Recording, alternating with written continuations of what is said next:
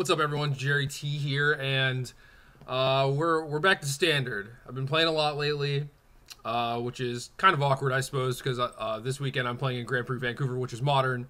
But we'll try and squeeze some modern in. We'll try and figure some stuff out. But the story of my standard experience the last couple weeks is pretty long and drawn out, and I'll probably write about that some tomorrow. But the gist is, I guess, that we're currently playing Jeskai, and as you see up here in my decks, this is basically the stuff that I've been working on here. But I would say Jeskai is my number one. I think there are a lot of decks that are good right now that I would consider playing. But again, check out my article. Today, this video, we're just going to be talking about Jeskai. I do think it's good. Part of the reason I do think it's good is because there are a lot of aggro decks around. It's kind of crazy how the format has just shifted so hard, and there hasn't been anything specific that's really caused that. It's just that, like, Abzan aggro continues to do pretty well just because it's a very solid deck. And now red-white, some people call it mid-range, but it's more of an aggro deck. You know, don't get it twisted. Like, that deck is trying to kill you. And if you're playing it in some other fashion, then you're probably doing it wrong, which I learned firsthand. So, Abzan aggro, white-red aggro, both very good decks, both very popular. And there's just a ton of aggro decks. So Jeskai is actually pretty good against them. And it might seem strange. It certainly seems strange to me just because this is like a white-red deck, except you have worse mana for Mantis Rider and Dig Through Time. And it's like, you know, how does that really help you? But I don't know. It's kind of weird. It's just like Dig puts you so far ahead in the mid-game. It makes your draw so much more consistent. Like the white-red deck. Red-white deck, sorry, can flood pretty hard, or they can be stuck on 4, you know, they don't have a whole lot of control over their draws, whereas the Jeskai deck actually does, and Mantis Rider is actually just very, very good. Like, even if they have Lightning Strike, you know, that's fine. Like, you still got in for 3 damage, and this deck is very much about just getting in your shots when you can, so Mantis Rider, hit him for 3, next turn it dies, whatever. Then you play like a Stormbreath Dragon, hit them for 4, okay, it dies. Then you play a Rabble Master, hit them for 1, okay, that dies, but now you have this token left over, and you just end up keeping them off balance long enough to burn them out, and Mantis Rider actually helps accomplish that. It does a very, very good job at that, and stuff like Hordeling Outburst is good, and there are definitely draws where Hordeling Outburst has crushed me, where, like, I have a couple removal spells, and they play Outburst instead of Rabble Master, and I'm super far behind, stuff like that, but Mantis Rider, as a whole, is just very, very more powerful. Another thing that I think is really important in these, like, aggro deck mirrors is Wingmate Rock, and I think the red-white decks are kind of starting to sideboard those. I haven't seen too many online, but there have been some people in real life I've seen playing them, and they're just very good. And it's also one of the cards that makes Abzan aggro very good. And it's, you know, if the format is mostly about these aggro decks just like, you know, trading hits and bouncing off each other, then Wingmate Rock making 2 birds is pretty awesome. Plus, if you actually get to attack with it, the life gain trigger is certainly great. So this might be a little too mid-rangey. I know I just explained that red-white is supposed to be an aggro deck, and I think the same is true for Jeskai, so maybe these rocks are not correct, but I've been trying them, and, you know, they've been solid, so I'm going to stick with it for now, but those could very easily be Stormbreaths or Sarkans. But other than that, this deck has a bunch of weirdo cards in it, and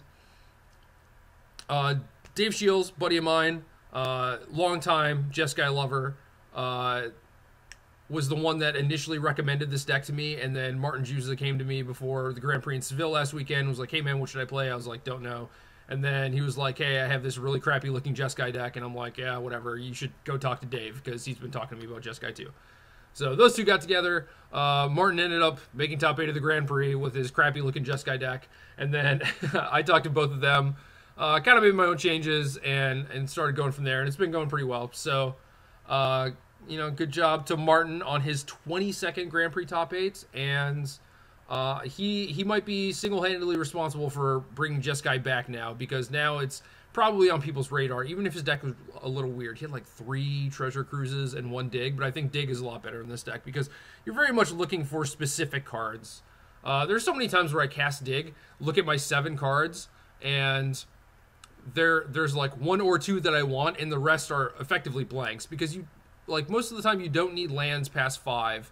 It certainly makes sequencing some turns a little bit easier when you have, you know, like land 6 to play a 4 and a 2 drop or whatever, but for the most part, you want to stop at 5, draw all spells, and those are basically your great draws, unless you're playing like Draw Go against blue black or something. But so you have a lot of room for a bunch of weird stuff, because we're not playing Jeskai Charm, and that was one of the cards that Dave was unsure about. He talked about how, you know, there are some games where there's no other card in your deck that can win you the game, and I definitely agree with that, and to that end, I would consider playing one, but for right now, I think all the weirdo stuff we have instead is much better. So Outpost Siege, you guys have probably seen in the red-white decks, and this card is fantastic. It is phenomenal.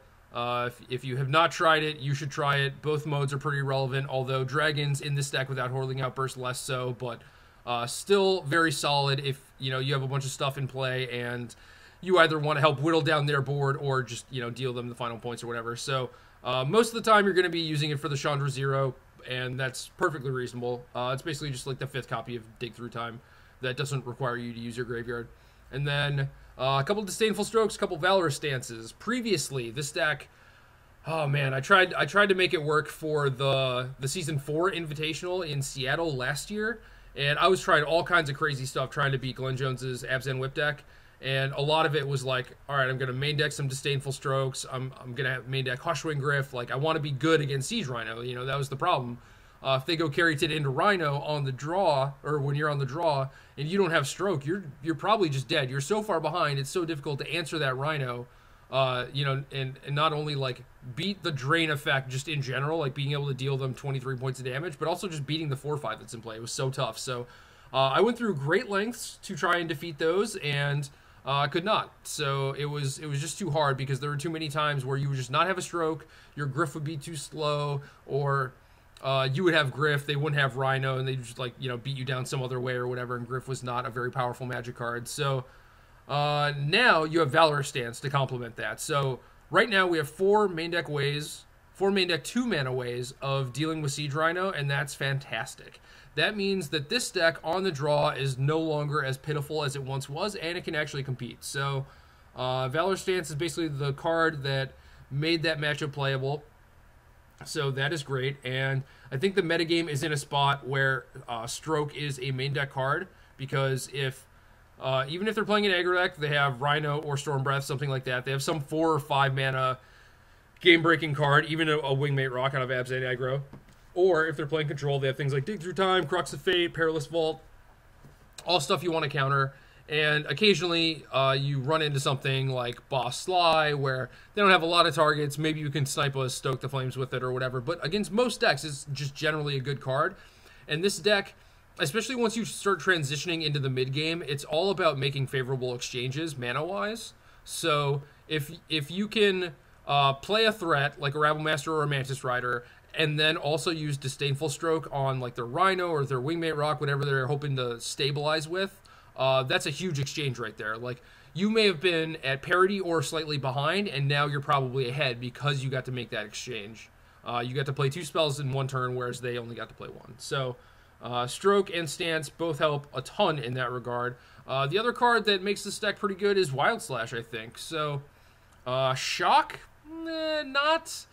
not the biggest constructed powerhouse out there, but Wild Slash is pretty important. You know, like, there are not a lot of X and 3s, and I will probably get into this a little bit more in my article, but Mantis Rider, Fleecemane Lion, Sidisi, and I think there might have been one more that I'm forgetting, but for the most part, Slash is better than Strike, because 1 mana is half as much as 2 mana. So if you go, like, tap land, and they're like, rabble you, and you have a Lightning Strike, you're just like, well, crap, now I have to spend my next turn killing this Rabblemaster, and then next turn they can, you know, just play something else, and you're always behind. You're always playing catch-up.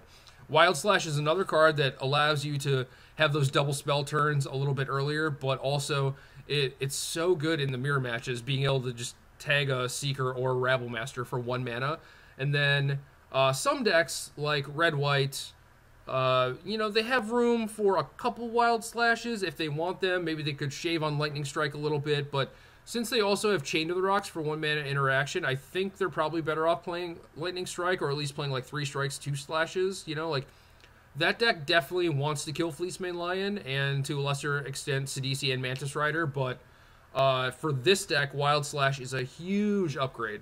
So we still have room for 3 Lightning Strikes, and again, those, you know, some amount of these cards could be Jeskai Charms, but it's 3 mana, it's 3 colored mana, so occasionally you're going to be taking some Painland damage to cast it, which is not fun, and it doesn't actually deal with things, you know, like, yeah, you can put their Siege Rhino on top or whatever, but, like, that doesn't really solve the problem. Like, I would actually rather just, like, strike and slash it, you know, I just want it off the table permanently, and it's just really slow. Like, you don't want these draws with all 3 mana cards, so I'd rather cut some 3s for some 1s, and that's basically what this deck ended up doing. So the mana curve on this deck is much better than the deck used to be. If you liked the deck before but thought that, you know, the rest of the format caught up and they made their decks better against you and stuff, try out this. Try out Valorous Stance and Disdainful Stroke. I think you'll be pleasantly surprised. And then the other weirdo card is an Abzan Advantage. And week 1, where Gerard won the Open with Sultai control, another guy, I forget his name, made top 8, and I thought his deck list had a typo because he had 3 Abzan Advantage in his main deck. And I was like, there's no way that he's just this much of a crazy person, right? Like, it's so insane to just play this card, especially that many in your main deck. But he said it was like one of the best cards in his deck. The bolster was always great. And then I tried playing red-white, and I had a couple of races in my board because it was like, if I play against a whip deck, I don't want them to have 2 coursers and a whip. And I'm like, oh, advantage you. And they just sack a courser and kill me with their whip. Like, against decks where I want an erase effect, I want to be able to kill the thing that I need to kill, because it's usually a very specific thing that's killing you, not just like, oh, you know, I'll get a little value, make you sack an enchantment, it doesn't really matter which one. No, if you're killing an enchantment, it really matters which one. So, you see that in my sideboard where I have 2 advantage, 1 erase. Basically, 2 advantages come in against red-white because it's like, okay, they might have a Chain to the Rocks on like a Seeker, a Rabblemaster, and a Mantis Rider, and you might want to pick and choose which one. But for the most part, it doesn't really matter too much.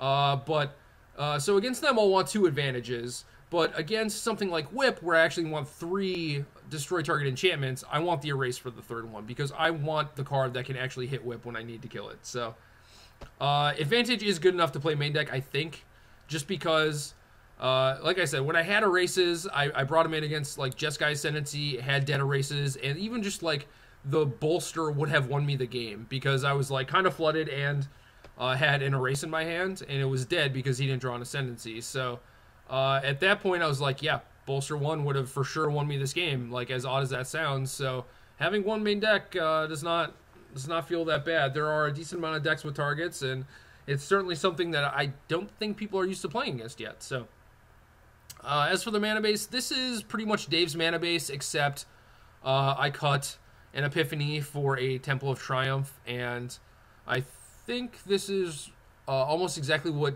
Juza played in the Grand Prix. I think he had 4 Shivan Reefs and 2 Epiphanies. But either way, the mana base is 16, 16, 16 for sources of colored mana. And I'm not a huge fan of that. I think there should be 1 more red source, but I don't know where to pick it up. Although I did lose the double red 5s for white ones, so I don't know. Maybe the mana's better now. I've only played 1 8-man, I think, with the rocks instead of the Storm Breaths, and it was fine. You know, the mana was serviceable, and generally, if you need a source on turn 1, you know, say you're playing a deck with 4 birds and 4 elves, you'll want like 15 sources of turn 1 mana, and right now we have 16 of each in our deck, so not bad. It's generally pretty good. You just run into situations where, you know, you need red-red or you need white-white or blue-blue. You know, we're running the triple-double here. Obviously, Convoke helps with Stoke a little bit, but mana in 3-color decks is never going to be perfect.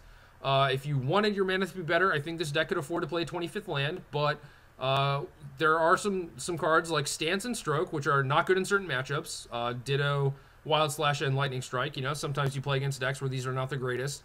So sometimes in game 1, you flood a little bit, and you have these dead cards, and that is enough to cause you to lose. Like, generally, if all your cards are powerful, like they're all hits, like something like Abzan Aggro is a good example of this, where like all your cards are so good that you can afford to be flooded just a little bit, because if you draw Fleecemane Lion or if you draw a Warden of the First Tree, these are things that you can sink your mana into, make more powerful. Rakshasa Death Dealer is another one. So that deck doesn't mind being flooded. You have plenty of ways to spend your mana. All your cards are great, almost in all situations. This deck is not the same case, so I think you have to run a little bit lighter on lands than you might like. So that's the main deck. Sideboard, already talked about the advantage, the erase.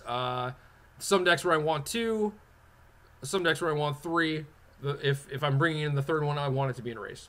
2 Brimaz, and I like Brimaz. Brimaz is good. He's the Cat King. How can you argue with that? But basically, Dave and Martin's plan is to board out Rabblemaster every single time, and I am on board with that. I think it is great. I've played this deck a decent amount now, before and a little bit recently, and everyone brings in Drown in Sorrow against you. Every single person. They see Seeker and Rabblemaster, and they're like, all right, Drowns are coming in, and you board out Rabblemasters. Tailor your deck to fit the matchup. Bring in Brimaz, just so you have an additional threat and a thing that doesn't die to Drown or Anger or whatever. And in the mirror type matches, you can bring in Angers of your own. So second Outpost Siege, just when you expect the games to be a little bit more grindy. Couple Sarkins, and these could be anything else, basically. Like, they used to be Elspeths. I didn't really like those. I didn't find them very effective in the matchups where I wanted a big thing, but more 5-drop Dragon-y type things would be great. So I have some Sarkins right now. 2 Negates and another Disdainful Stroke, round out the counter suite, and then a Valor Stance. Dave says I'm crazy for not playing 4, but I think 3 is okay because we have a bunch of strokes too. And then Master of the Unseen. And I don't know about this card. I think if I had a 25th land, it'd be kind of cool. Against blue-black control or Abzan mid-range, I think this deck this card has the potential to be very good. However, you could be landlight, in which case it's going to stink. But also against blue-black control, this could just get swept up in a Perilous Vault, so I'm not sure. It might be really good, but I want to try it. I gotta make sure. But all right, this deck has gone on super long, and the tournament's about to start. So sorry that you guys had to listen to me ramble a bunch, but I had a lot of stuff to say. So there it is, Jeskai. Let's do it.